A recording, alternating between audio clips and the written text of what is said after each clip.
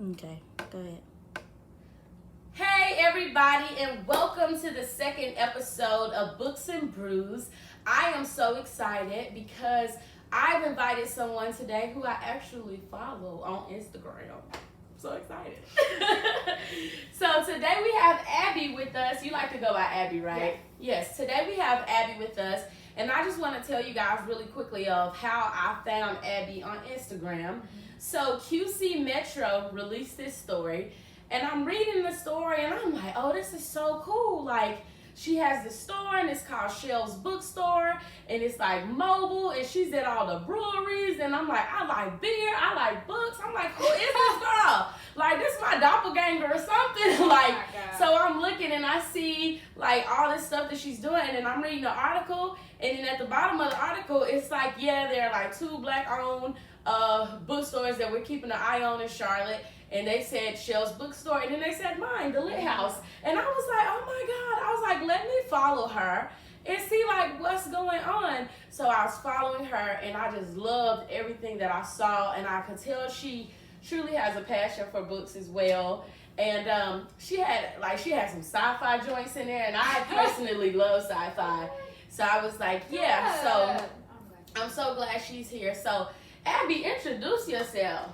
I'm Abby, guys. If you obviously are not following me on Instagram, my user handle is Shell's Bookstore. It is a independent mobile bookstore, so I partner with other businesses and organizations in and around the city of Charlotte, and I host a pop-up bookstore at their location, or rather they host me. So I really just kind of come in, set up shop, which they love, especially in the coffee shops, because it's the perfect time. It is. It's perfect Coffee combo. and books.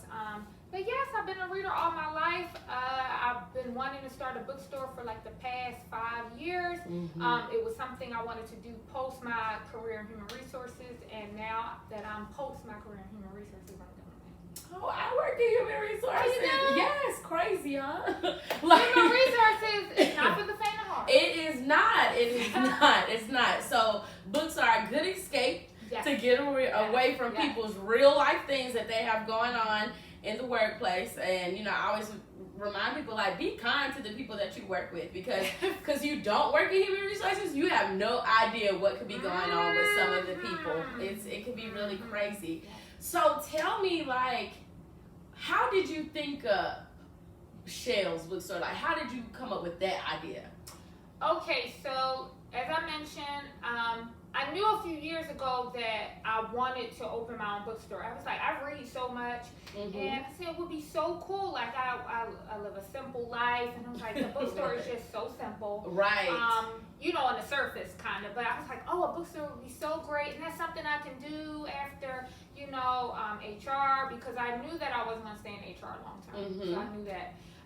So I started going to small business workshops last year in the spring through CPCC. Oh, yeah. And, got to meet other entrepreneurs there and got a lot of insight on, just how to set up a small business in Charlotte and Mecklenburg County and all of that. And I actually met a gentleman who worked for the city's, the economic department. And he's been kind of like my business advisor. So we kept in touch, and I got the name Shelves. I had it since about April of last year. I was like, that's going to be the name of my bookstore when I do it. But I wasn't sure what year, because I was paying off my student loans, and that was number one priority, getting out of debt in general. So, again, always in the back of my mind. And when I paid off my student loans last fall, which was amazing, I was like, all right, I'm closer to my goal of getting out of debt. And then I got out of debt, and that was awesome. But I really didn't even celebrate that as much as I should have, because I was just in such an awkward space at the tail end of my HR career. And I kept thinking about entrepreneurship. Like, this is the time. And so I took the leap, and I decided to do it. Not gonna lie, was kind of concerned whether I could pull it off, because I was thinking bookstore, physical space, brick and mortar. I was too. And I talked it through with a friend, and I was telling her all my ideas on what I wanted to do. Oh, I wanted to host adult book fairs, go into different organizations, and like just bring books back, because Charlotte's book market is so small. It is. They do not have like a lot of indie bookstores no, at all. They don't. Really indie bookstores that sell new titles. And I tell people that, like, The used books, they kind of have it down packed, but you know, there's only Park Road Books really Right. in Charlotte that's independently owned. That they sell new titles. Everything else is Books a Million, Barnes and Noble, Right. which are great, but they've kind of turned in. I can really only speak for Barnes, but Barnes has kind of turned into like a convenience store. It is, and you know what? Yeah. And I feel the same way. It makes me so sad because you go into a Books a Million and you go into a Barnes and Nobles, and it doesn't feel like a comfortable space. And I remember when there were, and then they had this one bookstore that it was called Real Eyes Bookstore, and it was a bookstore, and it was kind of like how everybody is doing like these lit bars and lounges now. It was like that before that even existed, and it was located in what now is like Noda. And I remember I just thought it was so cool because on the bottom floor, it was like everything that I had ever dreamed of. And I remember walking into there when I was like 19 or 20, and it was in Noda, and you walked in and it was just this bookstore, and it was black owned, and it was called Real Eyes Bookstore. And then they had some steps that you could go up, and up there was like a lounge, and it was like a comedy club that they did. So you could go up there and they would have like comedy, and like people would like perform, and you could like rent it out for like party space and everything. This is like 13 years ago. And so they had all of that, and I just thought it was so cool. But then, you know, we started experiencing massive gentrification in that area, and everybody started like moving. And then that Real Bookstore turned into Red's 28th, and so they moved to where the Amelie's Annex is in Noda. And so where they had Red 28ths there they still had all the books there in the bookshelves, but then it was hookah, and it was that. And still today, if you go to University, if you go to Red's 28th, you see where they still have like some of the books and stuff in there, but the whole bookstore ideal kind of just faded away, and it turned into more of like a hookah lounge like situation. But I've always wanted it to be a place because there's people like us who love to read. Like books are, you know, everything, and like you said, I was like, it is so simplistic, and I went through the same thing like you. I was like, I love books. Like, what can I do? And at first, I just used to do what I call book diving. So every Saturday, I would get up. I would go to yard sales. I would go to Goodwill, all these places, and I would book dive for books. And I would just like find books. And then I ordered new titles all the time too. And what I would do is I would put my books on Amazon, and then I would just sell them on Amazon. So the Lit House started just on Amazon, like selling my books on Amazon. And then I was like, okay, like you gotta do bigger, you gotta like do something else. So then I started the Instagram, and then I came up with the book bundles where I curate the bundles for people. And I was like, you know, you can go bigger. And then so I came across this article a couple of weeks ago, and it was talking about how Black YouTubers talking about books is missing. Of course. Like, I believe that. And so they were talking about a couple, and I'm like, I read everything that drops. Like when stuff comes out, like I'm on it. And I was like, but I want it to be more than just discussing a book. Like I want people to come on here, and I want them to talk about their favorite books, because that leads to other conversation. And then, you know, I would talk about the new books that are coming out as well. So, you know, I think it's just so refreshing to talk to somebody that's also had that same vision and being like, I am, like I said, a reader. I have always been. My mom used to take us to the libraries in Philly when we were growing up. And I just still remember, you know, like you said, favorite book, like when I began to really appreciate literature. Oh, yes. Because I just read before to read. Like, you know, like the stories and everything, but like really began to be challenged and just in awe. Yeah. What is the first book where you was like, man? I'm trying to tell y'all to this day, and I would recommend it, and I know it's old. Because even when you look at the cover, you know it's old. Yeah, you know it's old. But Omar Tyree, Fly Girl, spoke to me. I never forget, I was, again, 8th grade. I went to public school all my life. Shout out to Tilden Middle School. And, I remember 8th grade, and I don't even recall how I got the book. I don't even remember it, but I remember that when I got it and I read it, I passed it around to all the other little fresh girls in my class. Because, like, I was like, ooh, this. And she was like 12, so reading it in middle school. It was like, because she was. Yeah, she was 12, like in the beginning of the book. And she I was like, this girl is grown. Now, I will say what I loved about the book was that it was such a reflection of real life growing up in Philly. Mm-hmm. Granted, it was based on a different side of town than what I grew up in, but I saw Philly, like being a Philly girl. Which, for most people, y'all hear the term John, but it is a noun. It's more than just being a female, but like just being a Philly girl.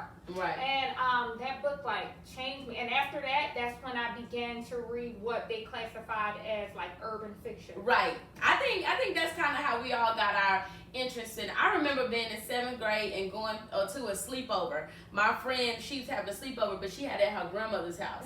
And her grandma, I thought her grandma was like so dope, like because her grandma was kind of like a younger grandma, but she had like dreads and she was like burning incense and she was like on just another tip. Yeah, like she was just on the natural. She was already all those things that people were trying to be on now. She was already conscious. She was already woke. And I remember she had this bookcase.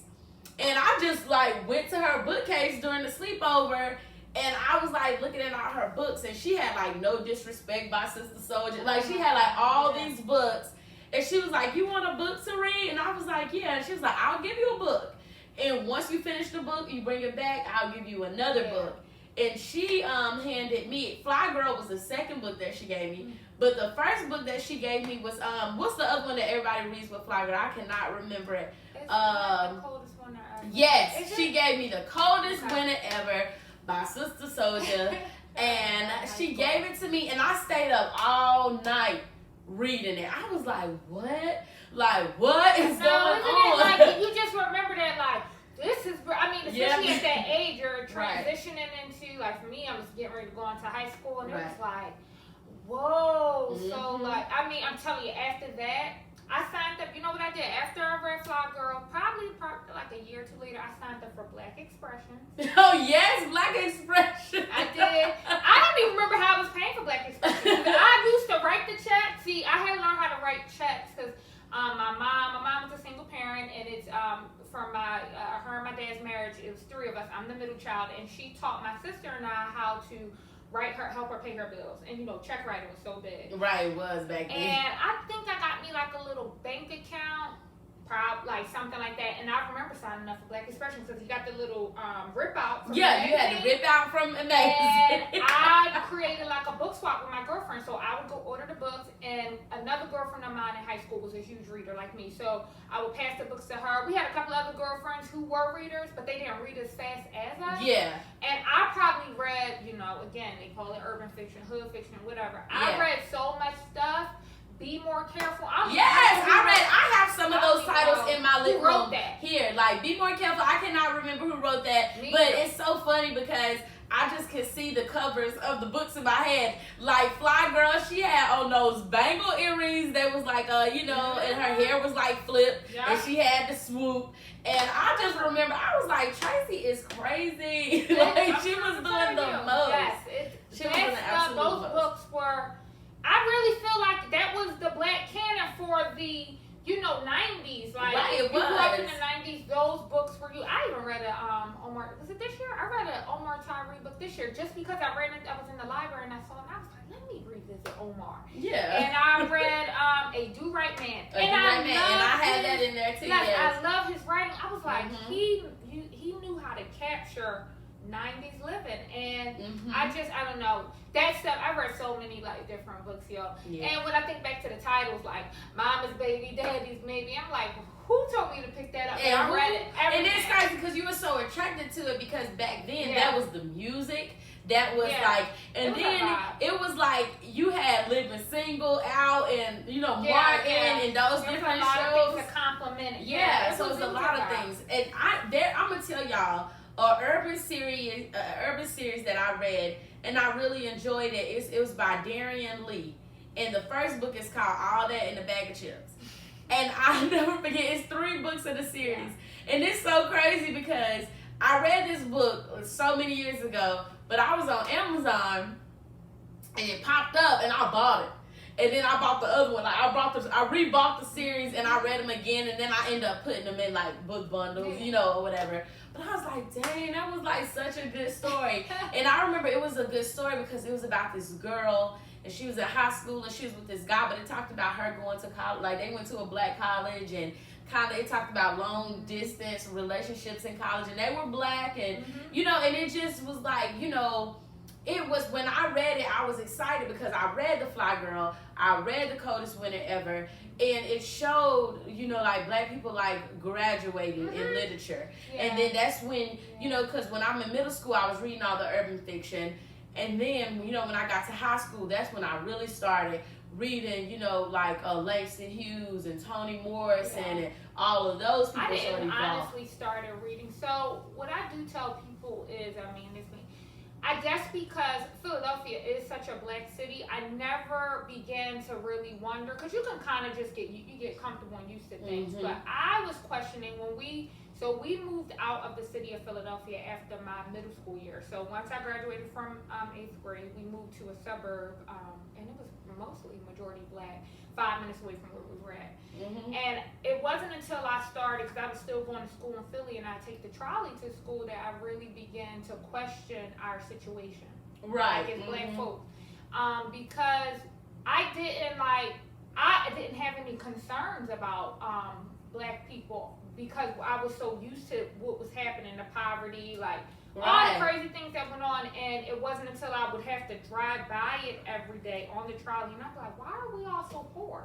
Right. You know, because I grew up in, like, at the time, I remember reading a study, like, 70% of the residents, I'm from Southwest Philly, so 70% of the residents at the time lived under the poverty line. I didn't even know we were poor until I got into, like, about middle school. And then I think in middle school, that's when we started coming out of our poorness. Like, you know, like my parents got on, we kind of, you know, like, but I didn't, like, but in hindsight, when I look back on some of the stuff that happened, I was like, damn, like we was down. Moved out of it, and I could see it. And I remember when I went to college, I took up African American Studies as a minor, and that's when I began to read like literary, like, you know, James Baldwin, all of that stuff. So it was an interesting transition, but I still needed that. The intro I had into black literature. Right, yeah. You know, because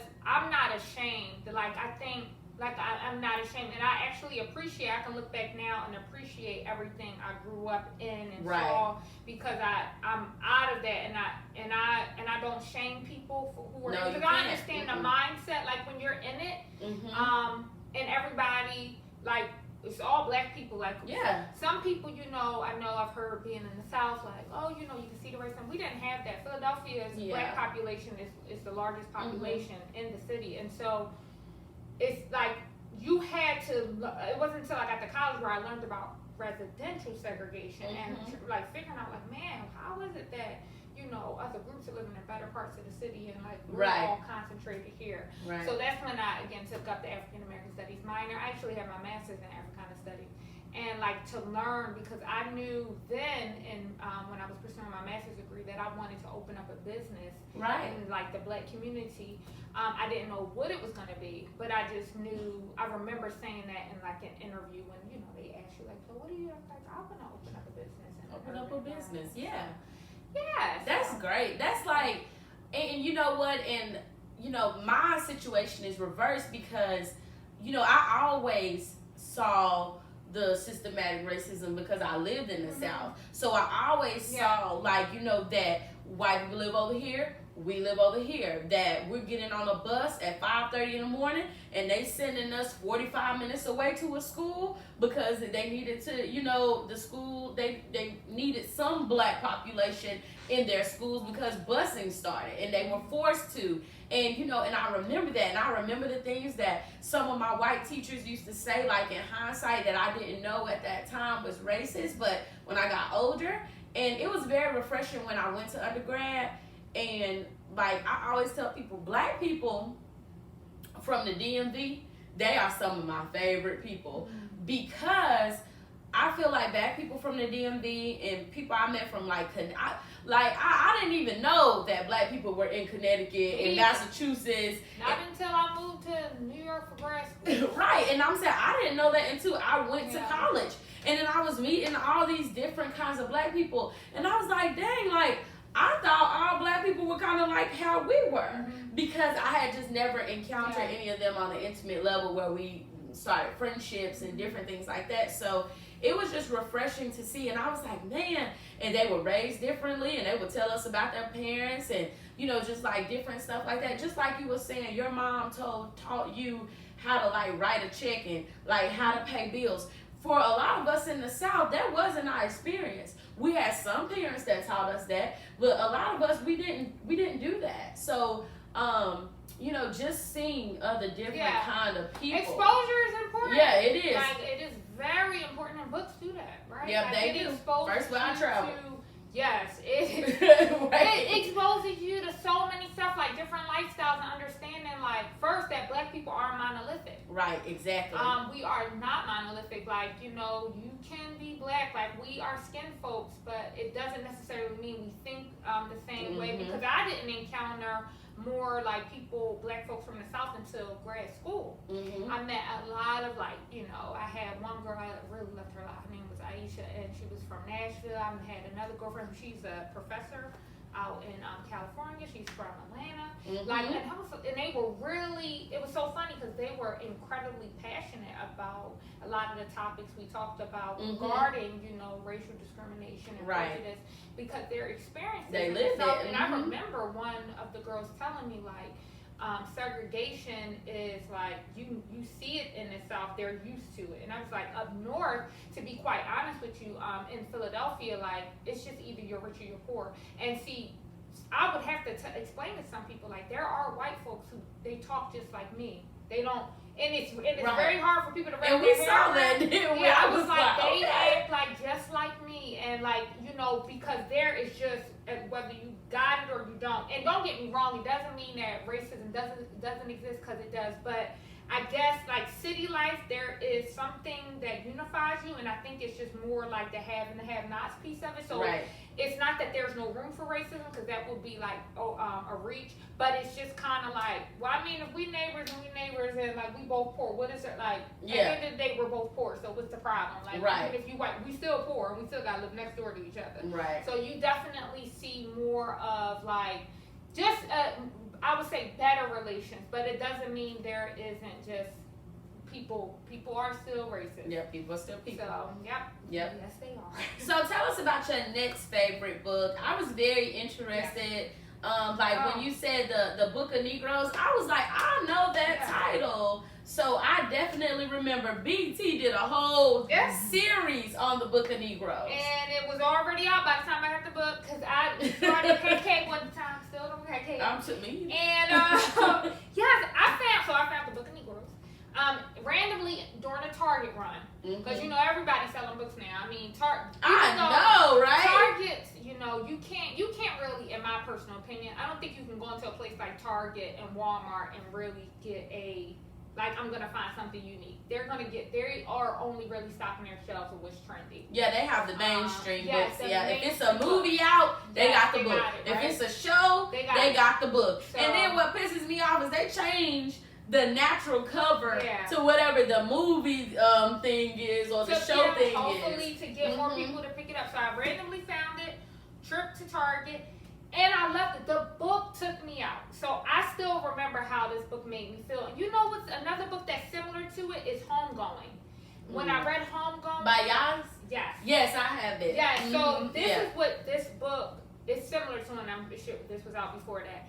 It just follows this one character from, you know, she was a child when she, you know, became enslaved, and just her whole life, like, growing up as a slave in the American South, and her getting out of slavery, but it was done so well. And there were things I learned that I didn't know before, like about Freetown, that I think it was in Sierra Leone. So, like, stuff I was like, oh, that's a real place. Learning about it, and I remember me when I can get scared reading certain pages. Because I'm Right. just like, I don't want, like, I can't. I Yeah. don't want that to happen. Like, and I kind of freak You just out. gotta put it down. You're like, I need a minute. And I'm like, oh my gosh, I don't want to read what's next. Like, I just can't. And this did that for me. It stuck with me. When I read it, I was like, oh my gosh, this book is amazing. And I mean, I again didn't come across it online, was just a trip to Target, picked it up, and loved it instantly. Yeah. And it stays on my shelf. Like, Right. this is. Yeah, it's really powerful. And if you guys haven't, if you're not a reader and you just want to watch it, definitely look for The Book of Negroes by Lawrence Hill. They actually did a really good job with the movie. It's very, there are very few movies that I can say stay pretty close to the book, but they did a really good job with it. Mm-hmm. And I already have to be mentally prepared to watch films on slavery, and even if it's a miniseries. Like, I'm like, do I really feel like being mad tomorrow? Right. And so I haven't watched the miniseries, but the book took me. It was enough. Like, I'm satisfied with just having read a book about that ends up becoming a film. I'm satisfied if I just read the book. I don't necessarily. It takes me a long time to watch a movie that was a book. It takes me a while to do that because, like I said, it's just so hard to see something that adapted very well to the screen. That's true. And so sometimes it pisses me off. Like when I went to go see all like the Hunger Game movies, like I was getting pissed off. I was like, you know what? I didn't even know the Hunger Games was a book until so I went to see, and I don't even remember wanting to see the Hunger Games. I feel like the guy I was in a relationship with, was it him? It was like, going to movies was our thing, and I think it was him who said like, let's go see the Hunger Games. Had no idea it was based off of a book, right? And I was like, oh, cool. So I enjoyed the movie, but now I don't think I'd go back and read the book. So no, I think if you haven't read the books already, because the thing is, those books are out for a while. Because, like, I went to school for English, minor in children's literature, wanted to, my dream is to write, and I have started, and I write young adult fiction, so, like, that's my genre. So I read all the Hunger Games, all the Divergence, all the Twilights, like all that stuff. I would just read, like those would be my weekend reads. Like I read one of them through the weekend. But I am big on when Handmaid's Tale came out. I was like, that's a book. Like I read that book. They was like, it's a book to that too. I'm like, yeah. When everybody's watching the Bird Box, I was like, that's a book. You know what? Yeah, I still do because it's so funny that you're saying that. Like it's funny how when you stick to a certain genre, you already can tell people like, yo, that's already been made into, like, that was a book before they ever even thought of it. Because when I see it, I'm thinking like, oh, they're coming out with some new movie. And they're all based on books already. They're already out. I had no idea The Handmaid's Tale was a book until I went to Mint Hill Roasting Company and Coffee House. And the young lady there, I was talking to her about a book. She works there, and she was telling me like, oh, The Handmaid's Tale is so good, you need to get it. The book is so good. Like the show is good, but they're both equally good. That's one that I would say the book is good and the show is good. Like they are equally great.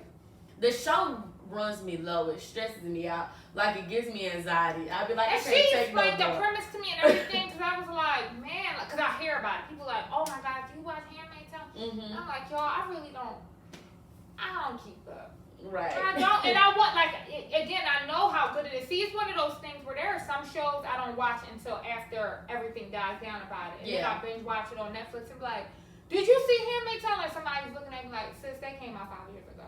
You know what I'm saying? So, that's just where I'm at. But she was trying to convince me, like, get the book. Yeah. You're not going to regret it. It's so amazing, and it's really short. And I was like, I have it in there. I'll give it to you. Is it really that, like... I love it, and it's a quick read. Like, you can read it. See, I have some books, and Risha knows this about me. I have some books that I harbor.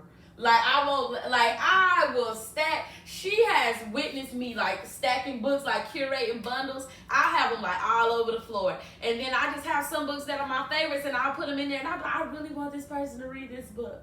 But I can't get that book away. And, like, I'm taking that. So I'll try to go find another copy of it. Yeah, you got the right to want to keep it. What if a book touches you and you don't want somebody, like, to not appreciate it the way you appreciate it? Then I won't waste my time. That's why I don't teach. When I went to go do my student teaching, And I was like this and this, and the kids were looking at me like, ma'am, like, we not into the, like, they didn't appreciate the literature, and it made me so sad. So I was like, if I was ever to teach, it would have to be on the collegiate level. Like, I would have to go to CPCC and be an associate professor first, and then just work my way up. But I was like, I don't think that I could do it on the high school level, because when I did my student teaching, it was just like they didn't give a damn about any of it. In high school, that's what I think is better for, like, just to let kids kind of choose, when they get to a certain grade, choose their classes, because you don't want to waste, like, you're passionate about it, and you don't want to feel like you're wasting their time. Right. No, that's not, no, I get that. I used to think I was going to be a college professor, too. That was the plan originally. I think that was everybody playing at Love Books. Then I was like, I really need to be a librarian, because when that master in library science ain't no hope. And when you get it, like, they start them off with like 80, 75, 80 a year. I was like, the library, though, I feel like, so I love the Charlotte Mecklenburg Library. However, at the same time, I just don't, I think because of how it's governed, and it is under, like, I think anything that falls under government leadership is always just falls through the cracks. And I think the library misses out on a lot. They offer great services, but it's just not, they are never, like, up to date, like, on, and I just think to myself, like, the library could be so much more. It could. But it's so, like, resources, whatever, I don't know. I just don't think it's no, they're not using them to the best. The library's not living up to its potential. It's not. And when I went to Philly, I went to the Freedom Library. And I was in there, and it was so, like, quiet and, like, beautiful. Like, when I was like, this library is beautiful. And I was, like, going in and out of rooms and going up and down the things. And I was like, I really love this library. Like, I was whispering so all out, like, this is amazing. And nobody wanted to go with me. I was out of town with a whole group of girls. I was like, I'm going to go to the library. And I was like, you can go by yourself. So I was in there like, but yeah, Charlotte libraries, they miss out on a lot. Yes. I went to this event last year that was hosted by the Charlotte Mecklenburg Library. It was called Verse and Vino. Oh yes, what are you thinking of? Because I wanted to go there. I thought it was such a dope concept. Okay. They build these whole sets based out of a scene out of a book. And the author sits inside of that set, and you can go, like, talk to them, and you can buy their books, and they, like, sign them. And then, like, they literally, I was like, this is how my wedding's gonna be. Like, they literally have these round tables that are stacked with book bundles that have, like, a candle on them, and they have all this wine, and it was beautiful. And they have authors speak. And they had this one author speak. It was this black guy. I cannot remember his name, but I do have him on Instagram. And he was talking about his childhood and how, you know, like, it was him and his sister, like, their parents had left. They grew up taking care of each other. He ended up going to Harvard to play football and became, like, an author. Really good, like, story or whatever. But I liked it. I enjoyed it. I enjoyed it. Yeah, I know it's like their big, like, it is donations and things like that. But I've been wanting to go, especially when they had, I think it was Nikki Giovanni that went. Oh yeah, they duped everybody with that though, because the way they posted it, because I remember they posted like Nikki Giovanni is coming to the library, and so it was a link of where you like would sign up for it, but they didn't tell you that it was the Verse and Vino one. So the way it was worded, everybody was like filling out the link on this library website to go see Nikki Giovanni, but she was really at Verse and Vino. So then it was sold. No, well, people was like, I would have went if they would have had the ticket link for Verse and Vino, because those tickets, it's like $125 a seat. Yeah. But like it was like so much confusion, and everybody thought they were going to see her, and she had to like tell people on Facebook like, no, I'm not going to be there. She was like, but I could see how y'all thought that, because I went and read the thing. She was like, I'm actually going to be at the convention center. So, but Nikki Giovanni, I do want to meet her. I really wanted to meet Toni Morrison because Song of Solomon is one of my top 5 favorite books. But I did get to meet Sister Soldier. You did? Yeah, she was at the library. People sleep on the library. That's why I thought Nikki Giovanni was going to be at the library, because the library put out there, it was like Sister Soldier's going to be at the library. I was like, I'm trying to tell you, their presence even on social, I'm like, I don't know who is handling on marketing. Right. But not only do y'all need to get somebody doing it better, but on top of it, like, get like authors and people will come out. I feel like they don't use their space. No, they don't. Most of it, I'm like, I just don't get it. Like the library, and I know I went to a town hall for them for the main library because they're ripping it down. Yeah. And they were asking for insight on what do we want to see in a future main library and all of that stuff. Like, people were saying things like, y'all could probably put a little cafe, something in there. And I was like, it's just events. Like, Charlotte, that's one thing. Like, Charlotte everybody like skips over Charlotte for like events. Like, I'm like, and that's one of the things that really pushed me to get Shelves off the ground because I was like, I want Shelves to be a place where authors can come. Right. Like, and we can get like, not just, just these like small time, but really bringing in authors that are big time because people just skip over and go to Atlanta. That's what I'm saying, and I was like, that's what I wanted. The Lit House, I want that to be a brick and mortar place as well, and I feel like it's space to have multiple places in there. Amelie's got Amelie's right here, Amelie's over there, or Amelie's down here, so it's space for it to be a Shelves, the Lit House, a Realize, like it's space for that to be all over the city, and people come to it, and I just think that. I think that I think the library does not use the space that it has to promote events, and because people don't know. And I think like some of the people that come, some of the best events that you could go to is what I started doing is following the library like on Facebook, on Instagram, on just to see what they had going on. Because when I seen Sister Soldier, then I got to see Nicola Yoon. She came. And people wasn't even there. Like, it was like... Their promotion is just... That's what I'm saying. It wasn't even that many people. And I was like, these poor authors, they probably think that, and I remember when I saw Sister Soldier, most of the people that were there, they was like, I'm only here because I saw you share it. And I was like, what? She's coming? So... Yeah, they don't really do And the colleges, too, like, they should pair more with the libraries because... colleges, they bring a lot of people too. Like UNC Charlotte, they bring a lot of people, and you can go and see all kinds of people. So I think that Charlotte's just still trying to figure out, like, because I think with everybody moving here, they say, like, they're just still trying to figure out what they're trying to put their attention into. And I feel like right now, like, the city included, the government officials are trying to figure out how to just get more housing. Right. There's not enough to, like, I don't know, not enough to do. Yeah. But it's growing and it's growing. And you definitely like I didn't feel like Shelves couldn't prosper. I was like, again, the book market scene is so small. Like it's room. Like and as Charlotte continues to grow, like it'll be more room. It'll be more room. So it's just a matter of doing it and really believing in it. Like, that's what I like about you don't have to. I don't need anybody to talk me into like doing my business every day. Right. Like I enjoy it. Like there are aspects about it I wish I could just pass on to somebody else. I'm like, I'm tired, child. That's not what I want to focus on. Right.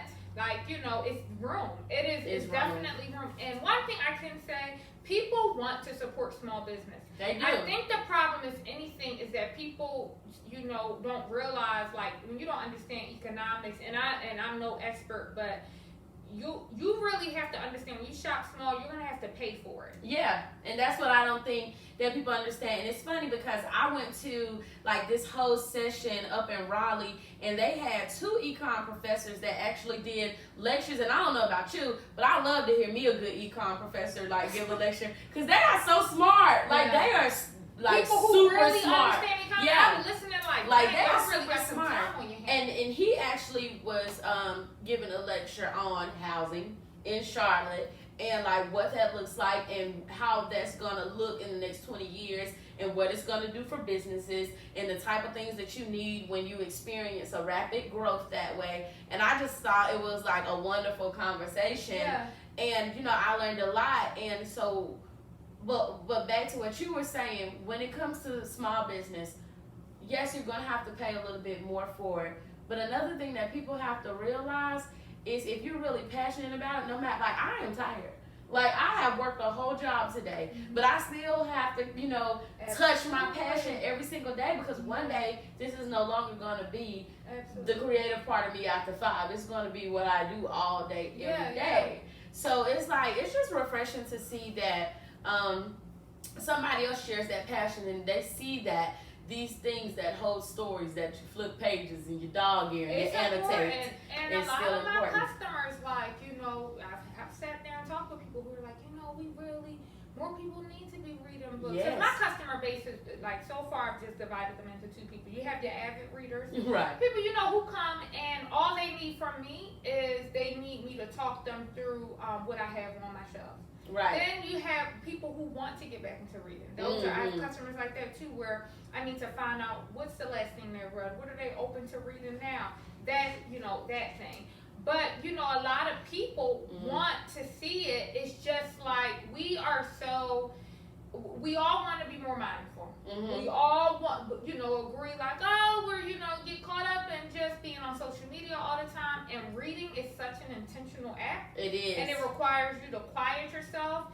And when it's time to do it, we can find reasons not to. Like, right. I gotta do this, I have to do that. And I'm even guilty of that. So I do tell people, like, specifically those people who want to get back into reading, I'm like, don't even try to dive in and say I'm going to do an hour. Right. Like, just say 20 minutes. Right. And work from there. Right. It's like, it's a really, now you have to be really intentional about kind of designing the life you want. Right. And I know most people agree they want their lives to be quieter because we are being filled with so much information day in and day out. Compared to any other time in history. Like, you're constantly being fed something. Right. Because you're on something that's giving you things, even if it's fake or real. News. And so I tell people, like, it's reading is important because it can actually make you feel better than anything you saw online all day long. Because as easy as it is to scroll past like a bomb's church sermon or something where you're like, oh my gosh, amen, speak that, Sarah Jakes. Right. When you scroll up, you also can be followed up with that with news about a shooting. Right. You know what I'm saying? So it's like social media isn't trustworthy to be your only source of like information. I tell people that all the time. Like good stuff. I don't care how much you're curating it. Like, you could say, well, I don't follow such and such. No, like it can, especially the way the algorithms are. Like, you're being fed, you got sponsor posts, things that you have no control over. That's popping up. That's popping up. up. So I tell them, like, reading, like, that can chill. Like, that can make you chill out. Yeah. And think and breathe. And, bring a peace. Yes. And I'm trying. So I'm trying to get that back for people and help. And I feel like I'm a part of. I don't think it's a movement, but just a part of a group of people who really want to see people turning the page again. Yeah, you want to see people turning the page again. Like you said, I love that you said that reading is such an intentional act, because it is. Because when you pick a book, we have self-help books, and then we have books that are to educate you. And then I read a lot of books and learned a lot of random information from books that were not even on a specific topic, but they were people's lives. Yeah. And I just learned so much through like their journeys. Yeah. And it's funny because every book that you talked about today, like you talked about Fly Girl, that's a journey book. Like, we go through Tracy and her life and the mindset of living in this, urban demographic and being around this population of people, and what you encounter and what's important to you.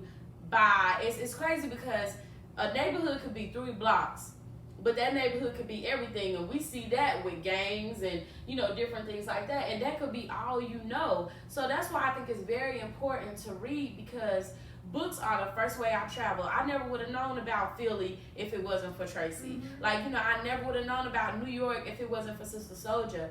And I just think that not only is it the only way that you travel, but reading is the only thing that doesn't like mess with your perspective. Because if you're getting it on the news, it's coming from a perspective. If you're getting it on the feed, it's coming from an opinionated lens of how somebody wrote it out. But when you read it, you're soaking it all up yourself on that page, and you get to come up with your own idea. You may see Tracy differently from how I see Tracy. The Book of Negroes, you may think of the main character as a different way than I thought of the main character. And I feel like that is how you develop your genuine perspective, by just picking up books and reading and collecting information for yourself. And there's such a good conversation, sir. I'll tell people, I met a gentleman yesterday. I was going to visit a small business that I'll be partnering with, and I met a gentleman in there who was reading a book. Now, I saw he pulled out 2 different ones during the course of time he was sitting in there. I was like, So like, I see you reading two things, and we started a conversation, had a whole dialogue, about like books and topics related to books we read, and it evolved. And I tell people like I can understand, like, I definitely hear people who say like, I just never been into reading. I get that, I understand that, but I do tell people that doesn't mean you should never pick up a book like that. To me, as far as that really just means like you're not reading as often as me. Right. You might read a book once a quarter, once a year, but I can't see how you're just not reading anything. But you know what? Again, folks do that, but Shelves has been going good. Like I've been building a great reputation. A lot of people have, I get a lot of compliments on my setup. That's always like, people love the setup and the selection. And I get a lot of questions of how do you curate your selection. And I tell people, first of all, I want people to be more exposed to Black authors. Yeah, definitely. And Latino authors. And like really understanding, like, it's not like the world is not just through your lens. Like, look at, find other books and read. You may have never heard anything about anything this person has read. Doesn't mean that the book isn't quality, like the story. And Shelves has given me that ability. Right. Because I've always, not always, I would say in the last 6 years, I don't like when you go into stores necessarily and like it's like, here's the African American. Right. Our stories are good. I don't need you to separate us out. Put us right in there with everybody else. Everybody else. Someone pick us out from the show. Because I already feel like that then distinguishes us. Yeah, and they still do that. Walmart does that. Target does that. The library does that. The library does that. I'm just like that. It really annoys me because I understand it's like, well, we just want to, this is what they say. We just want to make sure these, like, their works are highlighted, but it also turns away a demographic. And yeah, there's some, prejudice in that too. But at the same time, it's like, no one says you got to give us special treatment. Just put us on the shelf. Yeah. And I think that, like, so I hope no one's ever planning to see that because Shelves in this brick and mortar space. I'm not about to divide that up like that. Have it. I'm not about to sit there and be like, well, I'm just going to put that here. And I want people to know this is the Latino. Nope. They right here with everyone. That's it. Like, I don't want, and I want you to pull the story yourself. Like, I don't want to sit there and like, be a part of, oh, well, there's the African American. No, our book, to me, I don't know, that's just another way of saying, like, I think it really drives home, like, oh, our books aren't, like, good enough, so let's separate them out so people can see them because they're always overlooked. They do that with Christian books, too, and I have read some Christian books that are really good. Like, they didn't have to be over there. Like, the stories were well told. It didn't need to be separated, but they do that a lot. Like, but I think you could do fiction, nonfiction, self-help, and just leave it at that. Science fiction, all of that, and do that. Don't separate it out. Like, again, if a customer comes to me and says, I had someone do this recently, like, or actually I've had it happen twice, like, where the customer just asked me, like, is there any, like, religious undertone? That's a different thing than me separating it out and saying it's, like, and I can answer your question and be honest with you and tell you, like, oh, well, because you have authors who are Christians who don't write necessarily about Christian living.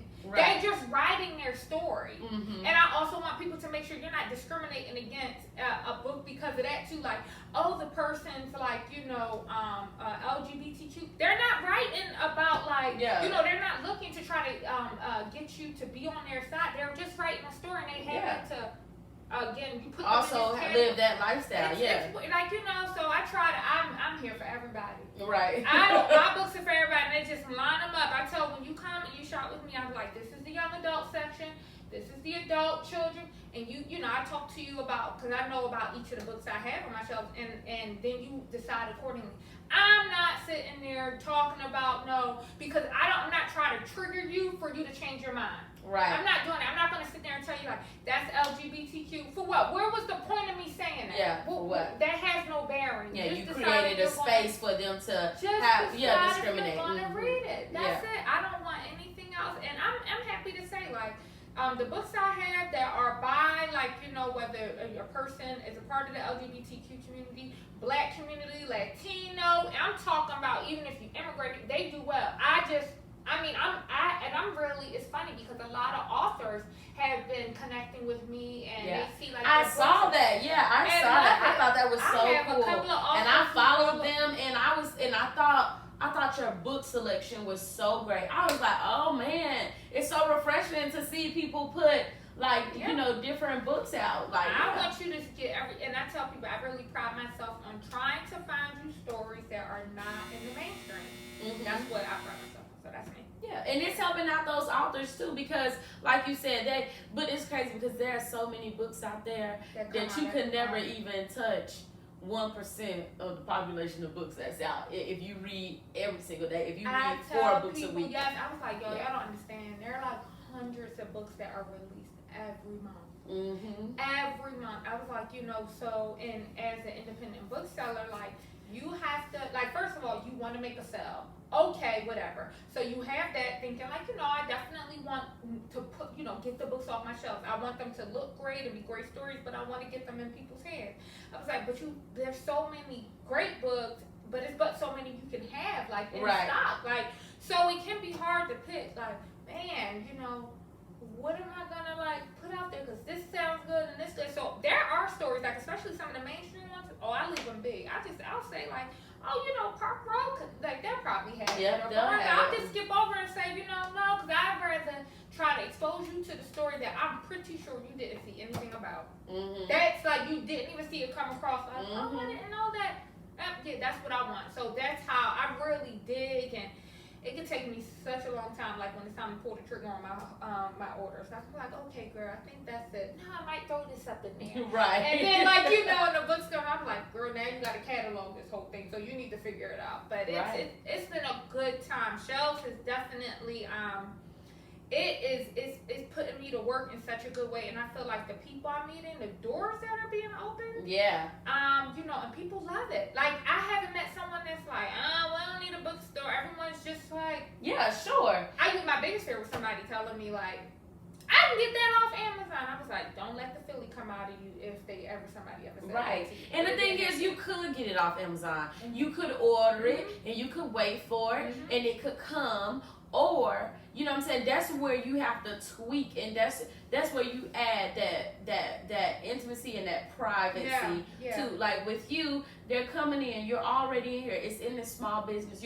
Certain people only flow through those type of businesses anyway. So the thing is, you could support me and you could buy it right here. Or you could take it home right now and you can go sit down and read it. Or you can get your coffee or your brew and go over there and open up the first page. And I tell customers, like, I was telling a couple of customers on Saturday at Queen City Brands, I was like, you know, you can take the book off the shelf and go sit over there at your table and figure out if you want it or not. Right. I was like, I'm not going to be, because I've told customers, like, y'all can just pull it down. You don't have to take it off. Like, this is your space. This is like your little bookstore. You can sit here and decide if you want to read it. And customers love that. Like, I've had people come back and say, oh, I'm getting both of these. Like, I was just reading through the both of them. And I'm like, that's fine. Like, that's great. It works for me. I'm here to create an experience in this little space I have. Because I've even told, like, the owners of some of these small businesses, I said, listen, it's so important to me that my whole area where shelves is set up at and your establishment is so excellent. Just in case y'all got something crazy going on in the rest of the part of the store. Right. This experience right here, they know this ain't crazy. This is, right. They were like, some of the owners were laughing at Queen City. I was like, I'm serious. This ain't gonna be crazy. Y'all can have somebody hanging from the ceiling lights right there. I bet this area won't have that. You're gonna get excellence right here at this table. Right. A great book buying experience. And I've had repeat customers. I've been getting a lot of messages. People want to know, like, can you please like get like your site up and running so you can do like, we want to order from out of state. And I'm just like, yeah, I'm trying to figure it all out. Yeah. You know, because I'm not obviously. I have a friend who's been building my site up for me, but he won't be able to do like the checkout part. And I'm just like, you know, I had a lot of things I need to figure out. And that's one thing as an entrepreneur, you definitely like you're your own. You're the only employee. So I have to think through everything, but like it's not gonna always be like that. And I'm gonna make sure that, but really thinking about, okay, like now that things are really picking up, like how am I prioritizing? Like what's next? Like, right. You know, what do I need help with next, and who I can bring on board to assist with that? Because I definitely wanted to just keep growing and expanding and establish partnerships with businesses.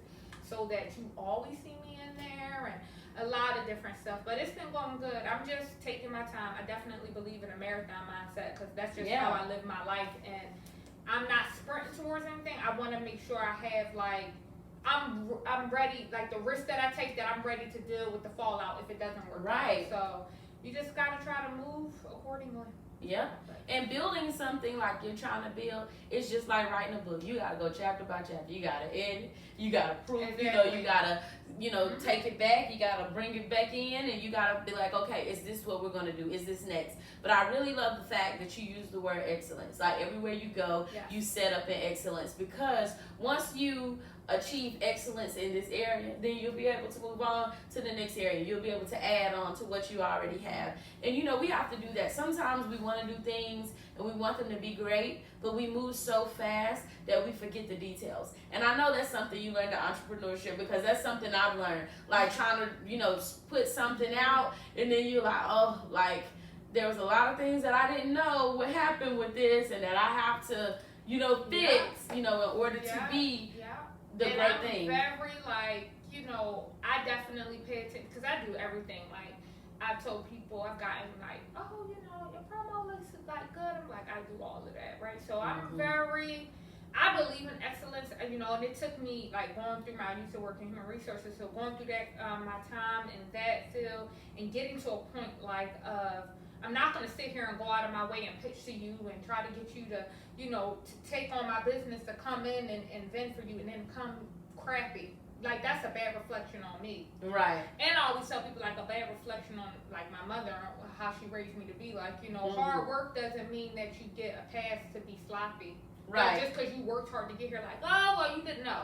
I need to be excellent. So I come in and I tell people I already know what my table's going to look like, how it's going to be set up. I do all of that in advance. I'm like well prepared, and because I want you to have an amazing experience. I want you to, when you come, when I was even starting the business and trying to figure out how I was going to package a book buying experience, I was like, the hardest part is like making sure people really feel like they're getting something unique.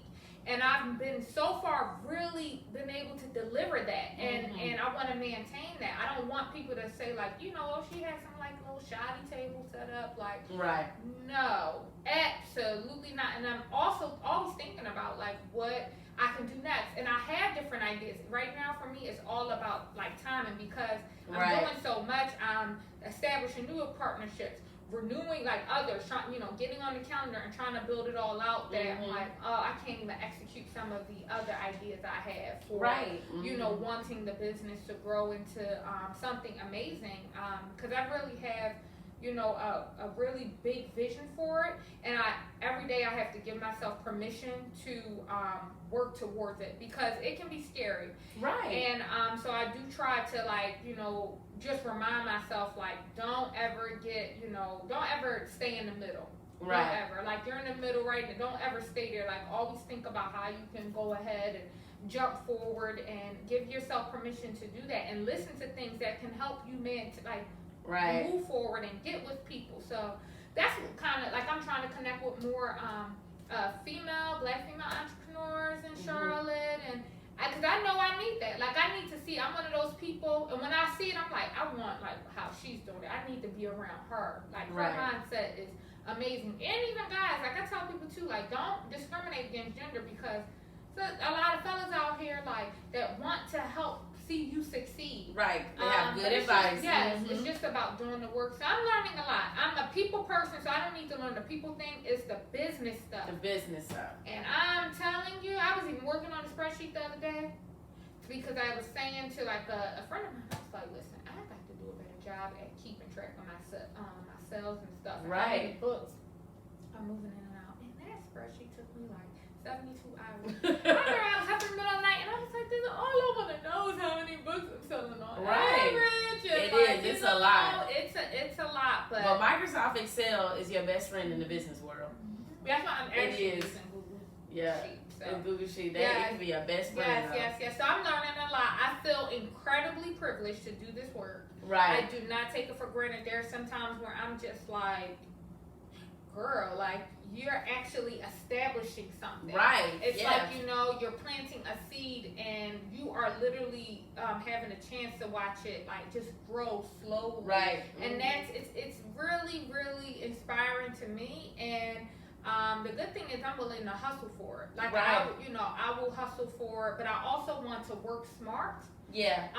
That's another thing. And I'm so used to working hard. Right. So I'm trying to figure that out. That work smart piece, that's where I need like the mentorship, because I'll be honest, like, you know, when working in HR, it took me almost a decade like to really become as good as I was, and I was really good at it. But like now with like entrepreneurship, I've taken a lot of the skill set I developed in HR and I brought it over, which has allowed me to excel some. But running your business is not a matter of working hard; it's really the working smart. So I gotta figure it out. Working smart and figuring out what systems are best for your business and how they can help you get organized, because that was a problem I had too, and still just trying to figure that out. Like, how do I make sure that I'm recording this stuff well and that I am really able to show somebody a P&L at the end of the year so they can see what I'm talking about. But definitely. But before we go, let's touch on this last book, because this last book that you have, I actually I have not read it, but when I saw the description of it, I was like, I might need to add that to one of my little stacks that I have so that I can read it. So Jen Hatmaker, Interrupted When Jesus Wrecks Your Comfortable Christianity. This was my first Jen Hatmaker book. Love her. She's one of my favorite authors. She's so funny. I follow her on Instagram too, and she's so funny. Like her captions, her posts, even her writing. She's one of the few like authors that can make me laugh when I read it. Like And it's all nonfiction. She's so funny, so down to earth. This book really changed my perspective on my faith in Christ, and really, challenged me to stop thinking of it so like me. Yeah. Like, me, like, and it wasn't, we all we can be both selfless and selfish at any given time. But this really challenged me to really stop and think about, like, are you really first loving, like, people in Christ?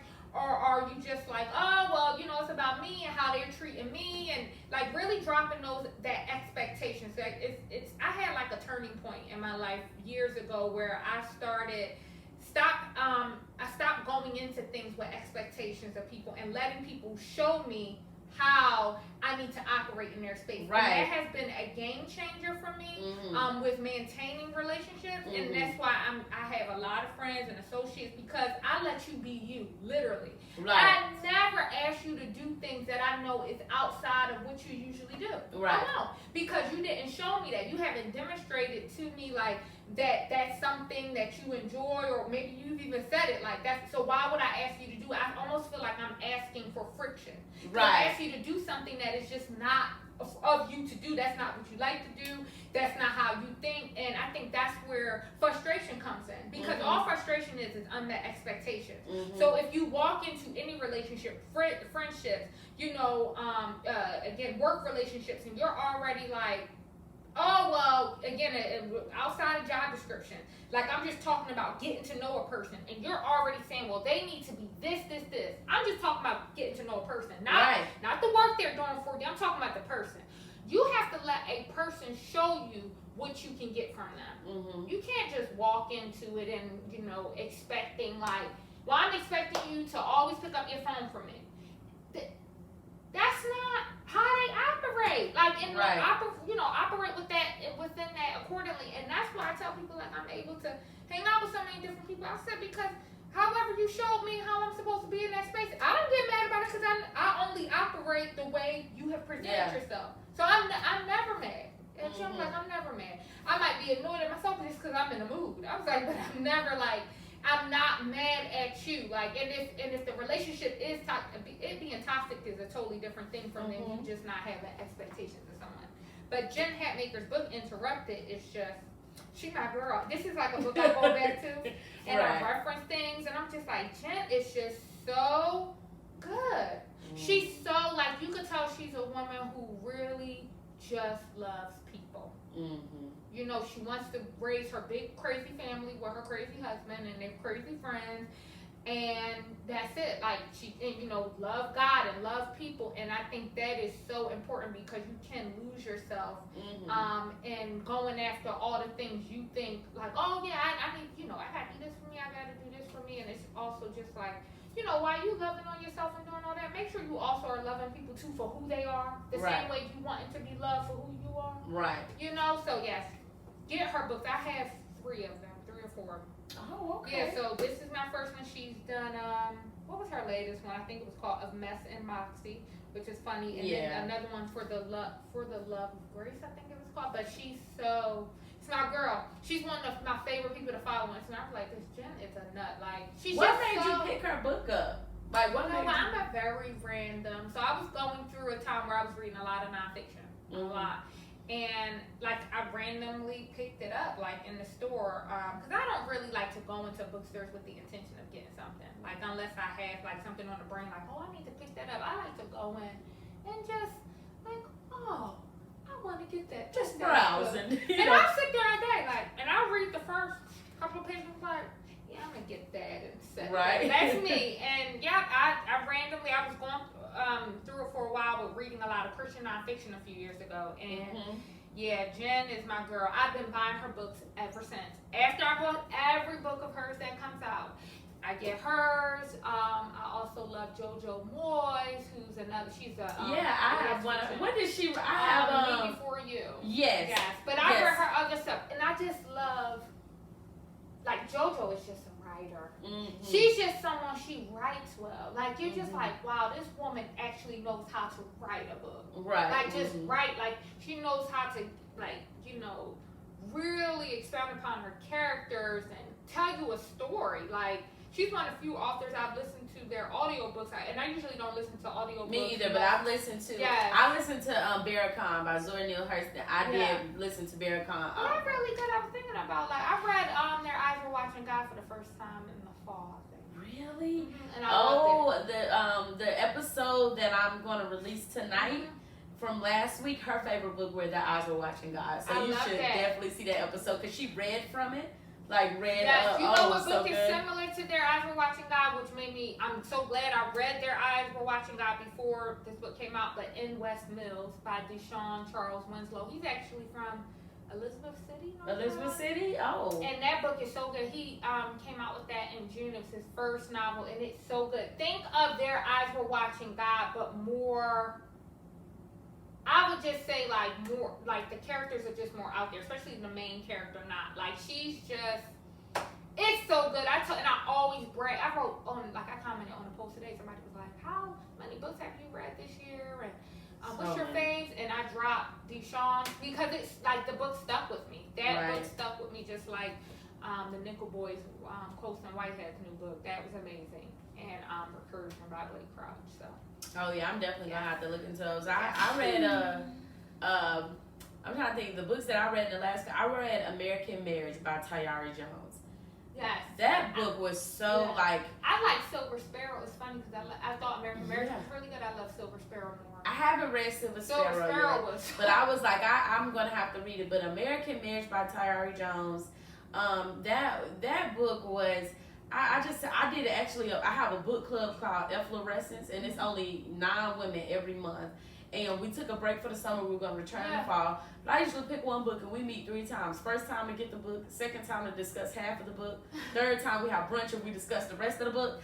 And it was just so much. I was like, if I was a professor, I could teach this novel for a semester because it's just packed with so much stuff going on. And Oprah's gonna make it a movie, so we're gonna see how that looks. I'm loving. It's kind of like when I think about Recursion by Blake Crouch. That's being adapted into a film by Shonda Rhimes on Netflix, and that's amazing. Blake Crouch's books, again, that's science fiction. His books are so good. He came out with Recursion this June, but I've read before Dark Matter by him. That was his first book. I think I have Dark Matter, and I haven't got to read it yet, but I remember buying Dark Matter. All my customers that have purchased Recursion from me come back to me. Every last one of them tell them people had to take notes while reading it because it's just so much. He just takes these whether it's his scientific theories, these topics, and he pins a story around it that makes you ask yourself, like, who are we as human beings? Right. How far are we willing to go? Right. Crazy. That is so good. But thank you so much for coming on the show today. It was so amazing. You guys, please make sure that you follow on Instagram at Shelves Bookstore, and that you go to some of these pop-ups that she has. She has them at breweries, which y'all know I love, and she has them at, I saw you have them at apartment communities. You have them at the QC. Were you at QC T-Bar? I'm going to QC T-Bar Saturday, August 17th, and Wednesday, August 21st. Which I'm excited because I've been trying to get to QCT Bar. Like, it's funny because I was telling the owner that I was like, there's going to be people who are going to be coming like for the first time because they've been wanting to even come to this place. Yeah. So I was like, I can knock out, two things, one stop, two things that I really, really wanted to do. And I'm going to be at Pepper Box Donuts on Saturday. Where's Pepper Box? Right there in Camden Road, like Worthington Ave. Right next to Jenny's Ice Cream in South End. Oh. Right there, it's like one pass, like Jenny's and then Pepper Box. I have seen Pepper Box too, and I've seen Jenny's too, and I've been meaning to get the Jenny's to get me some ice cream. Jenny's is legit. I heard it's so good. I thought it's so good. But thank you so much, Abby. I really appreciate you, and it was just so great talking to you and hearing your passion for books. So make sure you follow Abby at Shelves Bookstore on Instagram. She'll have all of her dates of everywhere that she will be. She goes to such great places. You get two experiences in one. It's really, really great. And thank you for tuning in to Books and Brews. Every week I'm going to bring you a phenomenal person to talk about some phenomenal stories. And I really, really hope you guys are, getting something out of this, because I always do. This is more for me than it is for y'all, but I hope that you enjoy it just as much. So y'all have a good night. Bye.